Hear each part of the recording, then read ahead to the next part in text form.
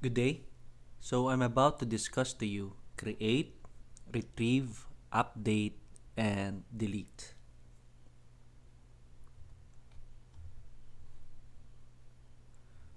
So, i-discuss natin ngayong araw na to kung paano mag-insert or create ng data sa database, mag-select or retrieve or in other words, mag-read ng data, mag-change or modify or update ng data, or technically, i-erase or i-delete ang data using SQL Server.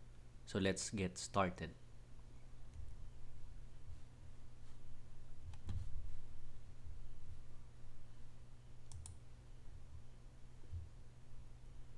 So bago ako mag-start pala, follow my FB page for updated videos. Every week mag-update ako.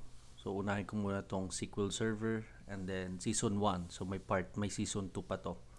So estimate ko is a rough estimate that itong video na to is dapat 100. Gagawin kong 50 pero mahabang mga videos to. Okay? So like my page, updated videos, Prof. Dale for Facebook, YouTube, Prof. Dale 7. Okay, so and then yung iMerge IT Consultancy yung company ko. Okay, so let's get started. So I'll be using DB Music. So this is the database that we created on the last video or last three videos. I forgot it already. Yeah, part 6 something. Yeah. So here, let's say we would like to create a data on a specific table. Okay, so this is how you do it. Let's say sa album, right-click nyo yan and then edit top 200. So populate ka lang. Let's say album. Anong pangalan ng album? Through the years.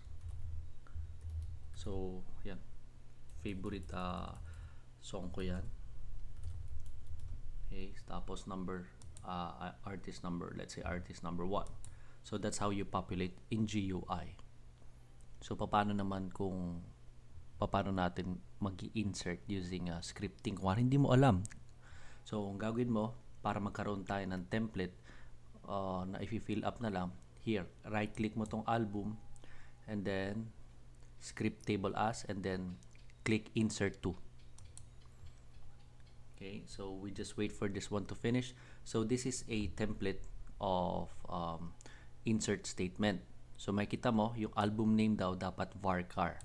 So ang i-delete mo rito is dito. So this will serve as your notification or a note wherein this line tells you the name of the column and then what data type that this column will accept. Okay, so syempre pag varchar, string literal, lagay mo dyan. Okay, so let's say parokya ni Edgar. Okay, yan, artist ID. So wag mong buburahin to ha. Why? Ito yung tinatawag na values function. So wag mong buburahin yan. Ito yung start at saka end ng paglalagay ng parameter and values para sa album name at saka sa artist ID. So nakikita mo pag nag-hover ka album name, nagde-define ng album name, column name, varchar which is data type and then null. Ibig sabihin nag-accept siya ng null values.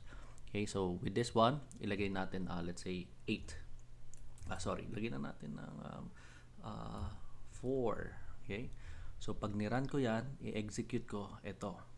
Make sure nakatutok sa tamang database which is DB Music. Okay, so execute. There. So one row affected. Ngayon, tapos na tayo sa insert statement na scripting.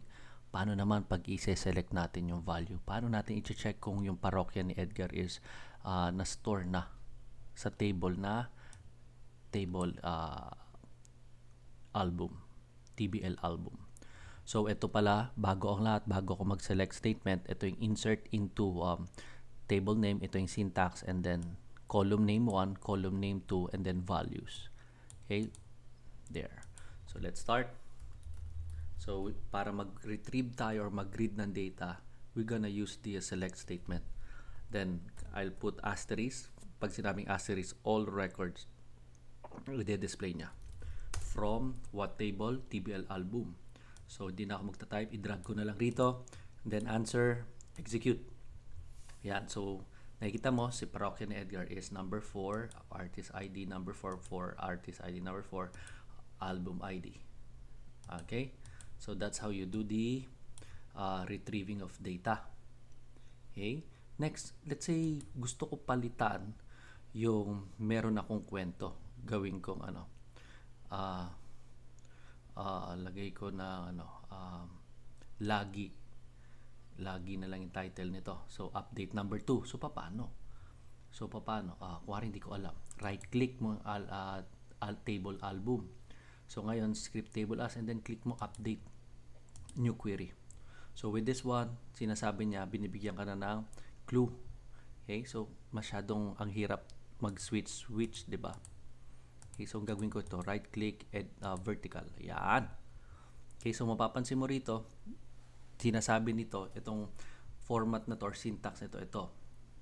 Update statement, table name daw, okay? Sorry. So, table name daw, and then, isi-set ba daw kung anong column name ang babaguhin. Pero make sure, yung condition mo rito, expression na input mo dyan. Example expression. So, gusto ko baguhin album ID number 2. So, lagay ko rito album ID number 2. Okay, lagay ko rito. Album ID. So, gawin ko na lang na album ID number 2. Okay. So, ito na yung aking condition. Ang album ID number 2 daw is i-update ko. So, anong name? Okay. Set to, ito, gagawin kong lagi. Okay. So, artist ID. Okay. Okay lang ako sa 2. Okay. So, delete ko. Okay. So, pag niran ko yan, executed, may error. So, bakit? Number 1, hindi ako naka-string literal. Okay? Kasi dito pag hover ako, sasabihin niya yung varchar. So, string literal, mga letra ang tinatanggap niyan. Hindi numeric. Kasi ang numeric, walang single quote. So, lagyan mo ng ganyan. Okay? So, pag niran ko yan, execute yan. One row affected. So, i-read ko ulit. Paano? Select asterisk from album. Okay? So, pag niran ko yan, execute. There. Makikita mo, iba na ang title ng album name, album ID 2. Na-update ko na. Okay? Pwede na may multiple na update eh. Okay? So, kung wari, lagay ako rito. Set. Ayan o. So, Control Z. Baguhin natin yung update. Ha? So, yan. Pwede rin naman ganito. Lagyan mo rin ng comma. Tapos, lagyan mo, instead of 2, gawin natin 1. Okay? Tapos, string literal, palitan natin. Ano ba magandang kanta ngayon? Lagyan na lang natin week. Okay? String literal. Yan. So, i-run ko, update ko. There. One row affected. Siyempre, i-call ko ulit. Select asterisk from TBL album. Okay? There. So, pag ni-run ko yan, highlight ko, execute. Yan. So, napapansin mo, ayos na. Weak na siya. Yung title ng album. Okay? So, next. Paano naman ang iba? Look at this. Extend ko lang Let's say, magdi-delete ako ng record. Gusto ko i-delete yung ID album number 4. Di-delete ko siya. So, paano? Gagawin ko, delete statement. So, paano yun? Right-click, script table as. Kung hindi ko alam yung syntax. Ayan. Gumamit ka na lang ng template para mas mabilis. Okay? Basta make sure na alam mo yung process, alam mo yung ibig sabihin nito. Okay? So, dito, ilalagay ko rito yung album ID. So, lalagyan natin album ID number 4 ha. Pinopia ko lang ito para mas mabilis. Control V, ID number 2, change to 4. So, i-delete natin ID number 4. So, i-highlight ko yan. Okay, so i-run ko. Select asterisk from album dito. Okay? There. So pag ni-run ko yan, mag-i-error yan. Kasi ito. Pag may mga error ganito, nakita niyo yung pula na yan, i-double click nyo yan. I-redirect ka sa line na may error. So dito, may error daw. Okay, so pag ni-run ko yan, okay na. Okay, so that will run the delete process. So as you can see, there's already a result. Okay, so for more questions, you could message me and then follow my videos.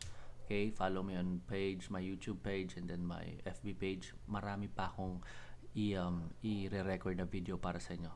Free siya. Okay, so there. So I will end my discussion about CRUD. Thank you and have a nice day.